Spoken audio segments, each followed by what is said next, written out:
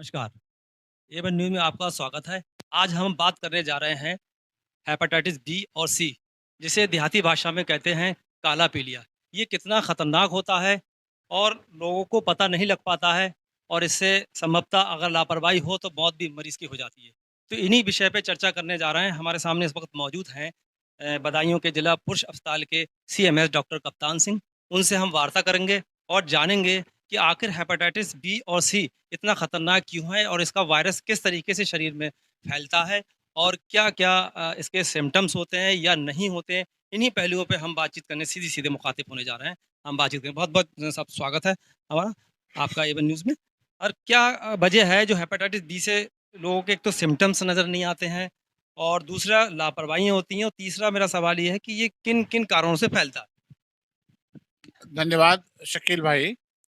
अ, जैसा आपने हेपेटाइटिस के बारे में जानकारी की बात कही है, हेपेटाइटिस देसी भाषा में इसको पीलिया कह के लोग बोलते हैं। पीलिया में भी देसी भाषा में लोग 2 तरह से बोलते हैं, पीलिया यानी कि साधारण वाला पीलिया और दूसरा काला पीलिया। साधारण पीलिया से लोगों का आशय होता है हेपेटाइटिस ए वाली कैटेगरी की बीमारी। हेपेटाइटिस ए वाली कैटेगरी की बीमारी स्वतः ठीक होने वाली बीमारी है। मरीज को ये बीमारी इन्फेक्टेड पानी पीने से, इन्फेक्टेड भोजन खाने से होती है, हेपेटाइटिस ए वाली बीमारी। और लगभग 2 हफ्ते में, 3 हफ्ते में अपने आप ठीक भी हो जाती है। अब दूसरी कैटेगरी है काला पीलिया। इसमें हेपेटाइटिस बी वाली बीमारी गिनती में आती है और हेपेटाइटिस सी वाली बीमारी गिनती में आती है। ये दोनों ही बीमारियां अपने आप स्वतः ठीक होने वाली बीमारियां नहीं हैं। इन दोनों बीमारियों का जो कि विषाणु है, वायरस है, वो शरीर में किसी तरीके से अगर प्रवेश कर जाए, तो सालों-साल शरीर में पड़ा रहता है, बिल्कुल शांत अवस्था में पड़ा रहता है, परंतु नष्ट नहीं होता, विद्यमान बना रहता है। और जब कभी भी इस वायरस को मौका लगता है, तो बड़ी तेज़ी से ग्रो करके बीमारी के लक्षण उत्पन्न कर देता है। और देसी भाषा में मैं समझाना चाहूँ तो ये एक मीठा जहर है, स्लो जहर है, जो धीरे-धीरे शरीर में बढ़ता है और लिवर को धीरे-धीरे करके पूरी तरह खराब कर देता है। कुछ लोगों में लिवर का कैंसर भी इसकी वजह से हो जाता है। कुछ लोगों में इसका पीलिया के रूप में लक्षण आते हैं, आँखें पीली हो जाती हैं, पेशाब पीले रंग का आने लगता है, कमज़ोरी हो जाती है, भूख नहीं लगती है, उल्टियाँ होने लगती हैं। तो इस तरह के लक्षण भी लाता है ये काला पीलिया। अब इसमें अच्छी बात ये है कि सरकार का इधर को ध्यान आकर्षित हो चुका है और सभी सरकारी अस्पतालों में निःशुल्क पी काला पीलिया का इलाज होने लगा है। जिला अस्पताल बदायूं में भी मंगलवार और शुक्रवार के 2 दिन इसके निर्धारित हैं, जिसमें काला पीलिया के मरीजों को देखा जाता है और एक प्रॉपर जांच की प्रक्रिया करने के उपरांत उनको निःशुल्क दवाई चलाई जाती है और मरीज ठीक भी होते हैं। तो लगभग कितने समय का ये ट्रीटमेंट होता है? इसमें एक शब्द होता है वायरल लोड, यानी कि शरीर के अंदर वायरस की संख्या कितनी ज़्यादा है। हेपेटाइटिस सी के बारे में तो देखा गया है कि 3 महीने का कोर्स करके पूरा हो जाता है। बट हेपेटाइटिस बी इस तरह का है जिसका कोई निश्चित कोर्स नहीं है। इसमें दवाई चलती रहती है और 6-6 महीने पर वायरल लोड नामक जांच कराई जाती है। एक सुनिश्चित संख्या है, उस सुनिश्चित संख्या से नीचे यदि वायरस की संख्या आ जाती है, तो ट्रीटमेंट बंद कर देते हैं और जब तक वो वायरस की संख्या शरीर के अंदर उस सुनिश्चित नंबर से अधिक रहती है, तब तक ट्रीटमेंट चलाते रहते हैं। अच्छा सर, मेरा सवाल ये है कि देखिए जिस तरीके का ये वायरस है, तो ये क्या छूने से या एक साथ खाने से या मरीज मरीज के संपर्क में आने से किन-किन कारणों से ये फैलता है? हाँ, ये बात अभी मैं स्वयं भी आता, आपने सवाल के रूप में पूछ लिया। अब ये कैसे समाज में फैलती हैं बीमारियाँ? तो हेपेटाइटिस ए जो बीमारी है, साधारण वाला पीलिया, ये तो मुँह के रास्ते से, भोजन खाने से, गंदा पानी पीने से, संक्रमित पानी पीने से, संक्रमित भोजन खाने से शरीर में फैलता है। परंतु काला पीलिया वाली कैटेगरी का पीलिया मुंह के रास्ते वाली चीजों से नहीं फैलता। ये फैलता है कि अब एक आ, काला पीलिया से इन्फेक्टेड मरीज है, उसको इंजेक्शन लगाया गया, उसी सुई से दूसरे स्वस्थ आदमी को इंजेक्शन लगा दिया गया, तो संभावना है कि पहले वाले मरीज से इन्फेक्शन इस सुई के माध्यम से दूसरे स्वस्थ आदमी के शरीर में पहुंच जाएगा।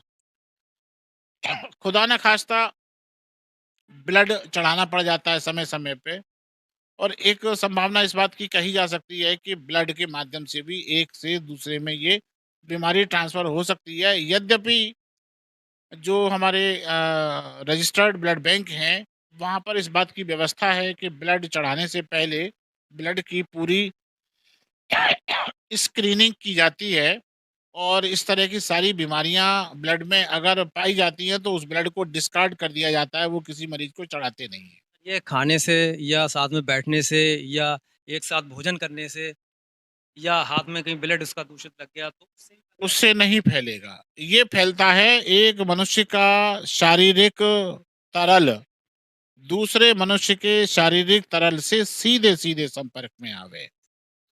जैसे कि सुई, एक सुई वाला बताया, दूसरा ब्लड चढ़ाने वाला चढ़ाया, तीसरा जो हमारा संभोग प्रक्रिया है, सेक्सुअल संभोग, इससे भी ये ट्रांसफर होता है। अगला है एक, इसको कहते हैं वर्टिकल इन्फेक्शन, कि गर्भवती माता के द्वारा अपने बच्चे को पहुंचना। अगर कोई माता इससे इन्फेक्टेड है, काला पीलिया वाली बीमारी से, और उसके गर्भ में बच्चा अगर आता है, तो संभावना है कि उस बच्चे को भी ये बीमारी माँ के पेट से ही लग जाएगी। तो इस तरह के ये 3, 4, 5 तरीके हैं जिनसे ये फैलती है।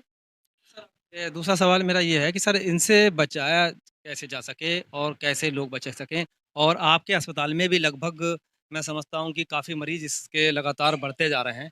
लगभग 6-7 महीने में करीब 1600-1700 इसका आंकड़ा पहुँचा है, जैसा कि मुझे पता लगा है। तो ये इनके वजह क्या चीज़ है? किस तरीके से इस पे कंट्रोल किया जाए, जिससे कि जैसे टीबी पे सरकार मुहिम चला रही है, कि भी टीबी को जड़ से खत्म करा जाए। अब कहीं न कहीं ये भी देखा जा रहा है कि ये हेपेटाइटिस बी और सी के भी बढ़। देखिए, इसमें हमारा तजुर्बा ये भी है कि अगर किसी का हस्बैंड इन्फेक्टेड है, उसकी वाइफ की जांच करवाते हैं हम, तो वो भी इन्फेक्टेड निकल आती है। या किसी की वाइफ इन्फेक्टेड है, उसके बाद उसके हस्बैंड की जांच कराते हैं, तो वो भी इन्फेक्टेड निकल आता है। तो एक तो इसमें संभोग प्रक्रिया से भी ये फैलता है। तो हस्बैंड वाइफ में तो संभोग प्रक्रिया होना स्वाभाविक है, नॉर्मल बात है। परंतु इसके अलावा जो लोग इस सामाजिक परंपराओं का पालन नहीं करते हैं, और एक से अधिक पार्टनर के साथ संभोग करते हैं, उसमें इसके फैलने की संभावना पूरी रहती है। अनस्टरलाइज्ड सिरिंज के इंजेक्शन लगाने से इसकी संभावना रहती है। ब्लड ट्रांसफ्यूजन में जिसकी बहुत कम संभावना है, यदि कोई चूक हो जाए, उसके माध्यम से भी पहुंच सकता है। तो ये कितना गंभीर होता है अगर किसी को हो जाए और उसको अगर पता लगता है कि मुझे ये हेपेटाइटिस बी और सी हो गया है, तो उसको कंट्रोल किया जा सकता है? जी हाँ, कंट्रोल किया जा सकता है। एक पर्याप्त भरोसेमंद उपचार इसका उपलब्ध है, और निःशुल्क उपलब्ध है। सभी जिला अस्पतालों में होने लगा है। शुरू में जब ये योजना लागू की थी, तो मंडल स्तरीय अस्पतालों में प्रारंभ किया था, और फिर मंडल स्तर के बाद ये जनपद स्तरीय अस्पतालों में भी सभी में होने लगा है। हमारे जिला अस्पताल बदायूं में भी ये ट्रीटमेंट चलते हुए लगभग 10 महीने के आसपास समय हो गया है। हर मंगलवार को और शुक्रवार को इसके मरीजों को देखा जाता है, और इस उनका उपचार किया जाता है। तो हम बात कर रहे थे कि बदायूं के जो पुरुष अस्पताल के सीएमएस डॉक्टर कप्तान सिंह से, जिन्होंने आपको ये महत्वपूर्ण जानकारी दी। आप लोग भी अपना ख्याल रखें और किस तरीके से हेपेटाइटिस बी और सी फैलता है, इसकी प्रॉपरली समय रहते अगर जांच हो जाए तो इस मर्ज को पकड़ा जा सकता है, वरना जान भी जा सकती है। फिलहाल यहाँ जिला चिकित्सालय में इसका इलाज